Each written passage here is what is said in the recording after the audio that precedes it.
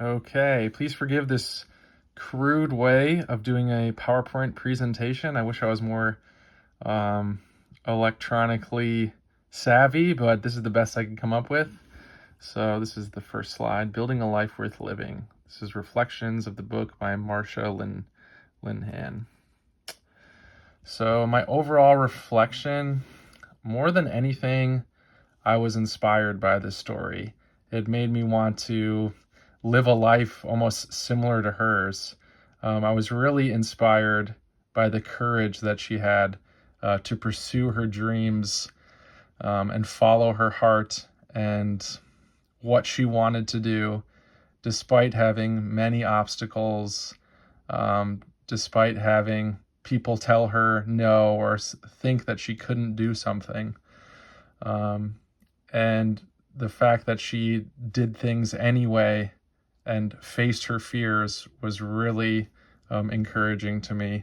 I'm remembering one point in particular where she was driving down the road, and it was a bunch of different roads in a place she wasn't familiar with, and she wanted to just backtrack and go home because she was afraid. And she told herself, no, I'm not going to give in to my fear.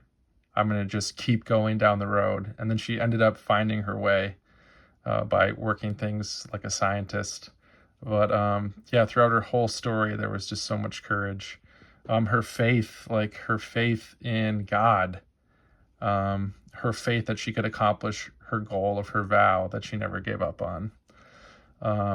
But yeah, specifically her faith in God, how she always talked to God, even in her, at the institution where she was suffering like immensely, she still talked to God regularly, and just continued to evolve in her faith, despite things or institutions not being the way she would like them. She had faith in God so much, like kind of beyond those forms of or structures of faith, like the church. And she was able to just continue a relationship with God, which was really cool. Her hard work, I mean, she freaking got a PhD. She did clinical trials. She did really well in school. She became a Zen master. All that stuff is super difficult, in my opinion. I really admire that, and she stayed focused on that. Her generosity throughout her whole story, the fact that she opened up her home to homeless people to live in her basement, was just really inspiring to me, and it's actually changed some of the behaviors I do now. Her competence, I loved how she adopted a scientific philosophy, really got into the scientific method and way of thinking, started thinking like a scientist. Her competence in her research and being able to defend her point of view and the data and everything up against such scrutiny from a kind of sexist field, was just really cool. So I really admire her competence and would like to be competent myself. And then the depth of her relationships throughout her life was also very inspiring to me, through different degrees, like the felt sense of love, the felt sense of loss, the deep sharing, the leaning on people in her life, all very inspiring, and I'm very glad I got to read this book. Aspects of her story that were most surprising to me, yeah, how much she changed through the course of her life. I mean, she was in like the worst condition at the institute, like jumping off a bed, swan diving into the floor, cutting herself, feeling like someone was in her head, making her do things. And then by the end of the story, she was basically, I don't know, she didn't really talk about any symptoms that she had. She had been kind of totally transformed, and what I see, having like a beautiful, worthwhile life. That's another reason I'm inspired by her. She just, throughout her story, she had a really, just beautiful life, beautiful experiences. Another thing that was surprising was how scary it was to be in a mental institution, and how, like, when she was with that person she was studying with, who were all of the psychoanalytic model, how they kept saying, oh, look, how the patient is being very angry right now, even though the patient was not being very angry. It was just surprising how someone could be in that situation, a patient in a clinic, and trying to do everything right, but the psychologists have it in their head that you're just a crazy person, and that anything you do is going to, confirm their bias that you're crazy, which is really scary. I was surprised how she realized at one point in her story that she did far better living with people than being on her own, because she felt so much comfort at the Institute being in solitary confinement.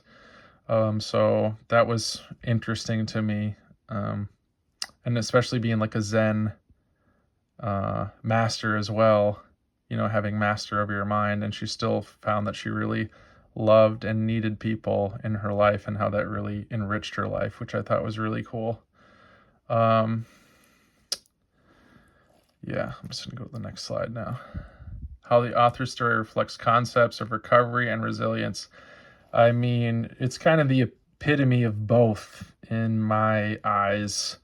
Recovery, I know we learned in class that recovery was something like, you're still, you have these issues and these problems, but you're still able to live a meaningful life, and how she would describe it, a life that's worth living. And she definitely did that, and she did it on her own, of her own conviction, but she did it with a lot of help from others as well, that she leaned on, that she chose to receive help from.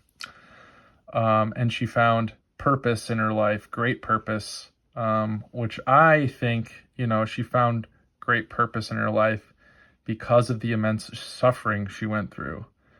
Her purpose was to get out of that suffering and to help others, because she knows, she's been there. She knows what it's like. She knows how terrible it is to suffer that way, and to help other people do that. And that kind of guided her through her own life. And in my mind, that's a story of recovery and resilience. Yes, and I am talking too much. Author's significant strengths and challenges.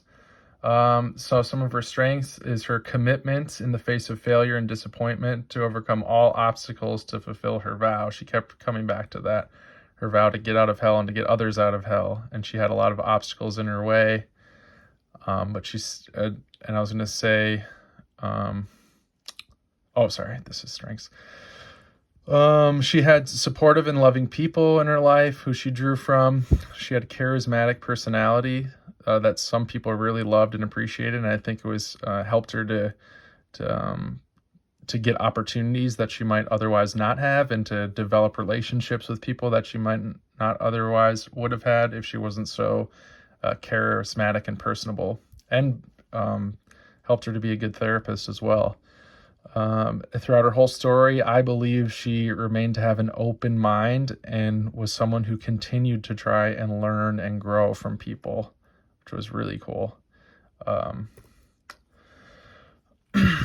The author's significant challenges, the depression and self-harming behaviors, the intense pain that she would go through.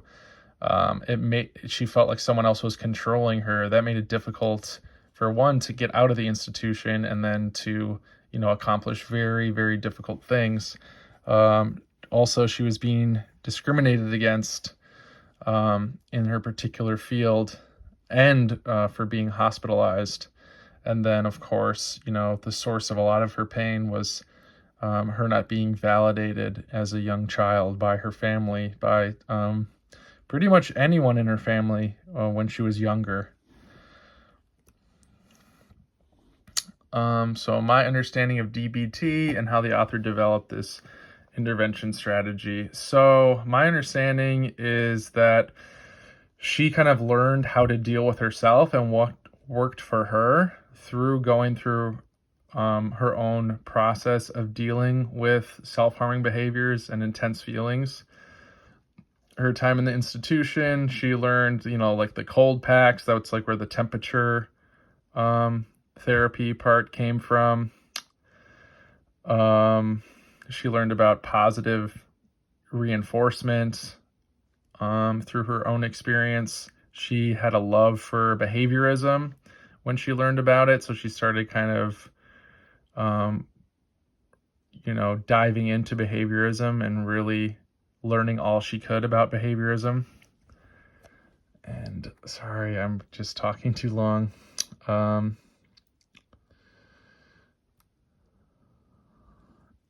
So my understanding of DBT is it's kind of like a combination of both behaviorism and then what she learned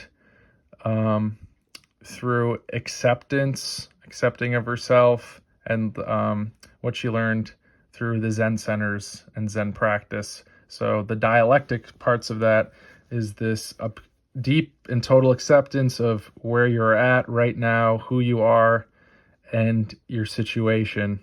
And the therapist has to accept the client, and the client has to accept themselves. And then the other side of that is the behavioral interventions of doing things that are going to improve your life and make your life worth living. Some things that I'll use in my social work practice. I really thought it was inspiring how she would make yourself available to her clients like 24/7. I thought that was really cool. I liked how she said she works with a team of people, all of them equally responsible for the client. I thought that was super cool. I also like how she said that she doesn't have to put on this therapist hat, that she can just be herself in session and rely on her mindfulness skills, her behavior training, and then she doesn't have to put on this role of like, I am a therapist and you are the client.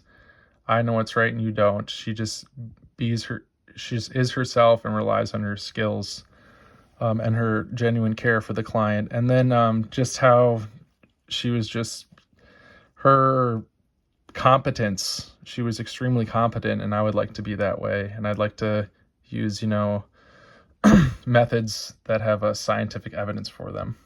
That's it.